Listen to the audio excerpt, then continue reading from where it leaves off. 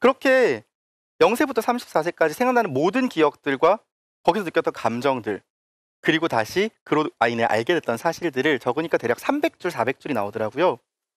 그걸 보면서 저도 몰랐던 사실을 하나 알게 됐어요. 제가 어릴 때 가장 많이 혼났던 건 이거였다는 거. 넌 왜 이렇게 빨리 하고 적당히 하니? 였어요. 공부를 할 때도 너는 조금만 더 하면 1등 할 수 있는데 왜 맨날 90점만 맞아오니?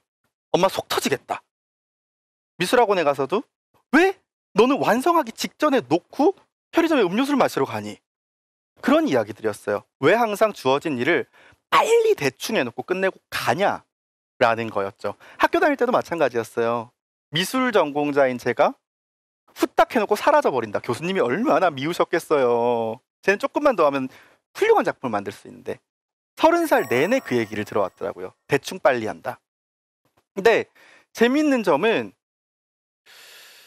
제가 아까도 말씀드렸다시피 아주 오랫동안 왕따를 겪어왔잖아요. 사람을 별로 좋아하지 않고 사람들 사이에 있어왔던 경험이 없습니다. 그런데 제 인생 중후반부에 들어오면 20대 중반이 넘어오면 대학교에서 조별 발표, 직장에 들어가서 신입사원 연수 때 팀 프로젝트, 그리고 지금의 상담소 대표까지 무언가 대표 역할을 했던 일이 참 많았다는 거예요. 그리고 더 재미있는 건 제가 대표를 맡은 팀은 아무도 이탈하거나 싸움이 나지 않았다는 걸 깨달았어요.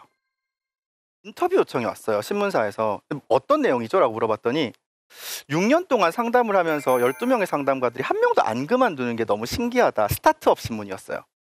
창업가들은 수많은 이탈 때문에 고민하는데 왜 거기는 사람이 안 나가요? 라고 얘기를 하더라고요. 저의 매력? 이라고 얘기를 하다가 아닌 것 같은데 뭘까라고 생각하는 순간 깨달았어요. 아까도 설명드렸다시피 저희 상담소는 각자 직업을 가진 직장인들이 봉사의 마음 하나로 자기 일과 시간을 쪼개서 헌신하는 일이잖아요. 그렇기 때문에 이들에게 많은 시간 최선을 다해서 보람을 느끼자라는 말은 통하지 않습니다. 내가 내 일상에 지장받지 않을 정도의 일을 하면서 거기서 보람을 느끼는 정도가 가장 최적의 형태였던 거예요. 거기에 조금만 일하고 최대 효율을 얻자라는 저의 사고방식은 굉장히 공감됐던 거죠. 그래서 지금도 마찬가지입니다. 저는 수평적이지 않아요. 저희 상담소는 아주 제왕적으로 굴러갑니다. 넌 이걸 하고 넌 이걸 하고 넌 이걸 한 다음에 넌 이걸 하자. 끝! 이게 회의예요. 근데 아무도 불만을 가지지 않는 이유는 제가 그들보다 똑똑해서가 아니라 모두가 짧은 시간 최대한으로 일하고 쉬고 싶어라는 마음을 충족시켜주고 있기 때문이라는 거였어요. 그때 알게 된 거죠. 아, 성격이 그다지 좋지 않은 나를 사람들이 따르는 이유는 그들의 워크 앤 라이프 밸런스라는 니즈를 충족시키기 때문이었구나. 그리고 그걸 알게 되면서 한 가지 선택 앞에서 확고해지는 순간이 있었습니다. 지난해에 참 많은 제안을 받았었어요. 2014년도부터 시작된 사회적 기업 열풍에 저희도 노출된 거죠. 많은 분들이 이런 제안을 하셨어요. 기업의 후원을 받는 사회적 기업으로 바꿔보는 건 어때? 너희가 청년들을 상담한다라는 것의 가치, 무료로 한다라는 것의 가치는 지키면서 기업의 스폰스를 받으면서 사회공헌 활동으로 풀어내보는 거야. 그럼 너희는 아주 많은 돈을 벌 수 있어. 많은 분들이 도와주시겠다고 나섰고 심지어 연결시켜 주시겠다고 나서는 분들까지 있었어요. 너무 혹했죠. 저는 상담으로 돈을 못 벌잖아요. 그런데 그때 저에게 브레이크를 걸었던 건 앞서 말했던 최소 시간 최대 효율의 리더십이었어요. 내가 리더십이 뛰어난 사람이 아니라 단지 내가 지향하는 라이프 스타일을 구성원들이 동의하고 있는 거라면 어쨌든 영리 기업이 되어야 하는, 매출을 증진시켜야 하는 사회적 기업이 됐을 때 지금의 이 상담소는 계속 유지될 수 있을까? 조금만 더 일하자라고 말하는 순간 6년 동안 쌓아왔던 팀워크는 3개월 안에도 무너질 수 있겠다라는 생각이 들더라고요. 그래서 단호히 거절했습니다. 저 안 할래요. 못 하겠어요. 저희 상담소 친구들한테 하루는 물어봤어요.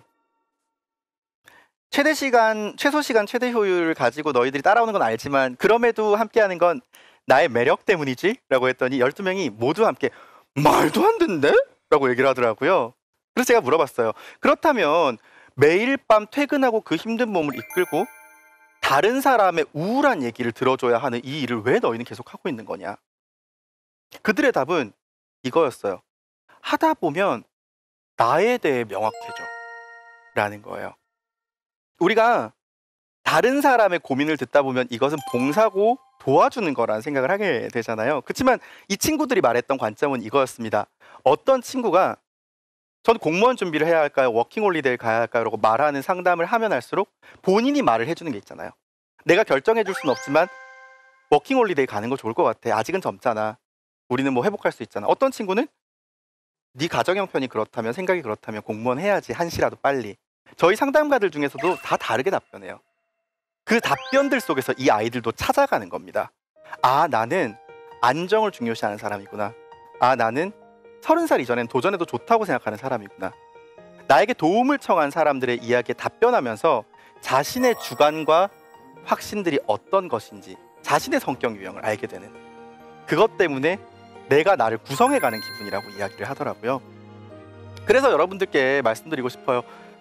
지금 내가 뒤처진 것 같다면, 그리고 어떤 삶의 선택을 해야 할지 모르겠다면 역설적으로 여러분들도 여러분 주변에 있는 친구들의 상담가가 되어주셨으면 하는 생각이 듭니다. 그것은 절대로 타인을 돕기 위한, 또는 인생의 고민이 다 해결된 사람들이 남을 돕는 배부른 행동이 아니고요.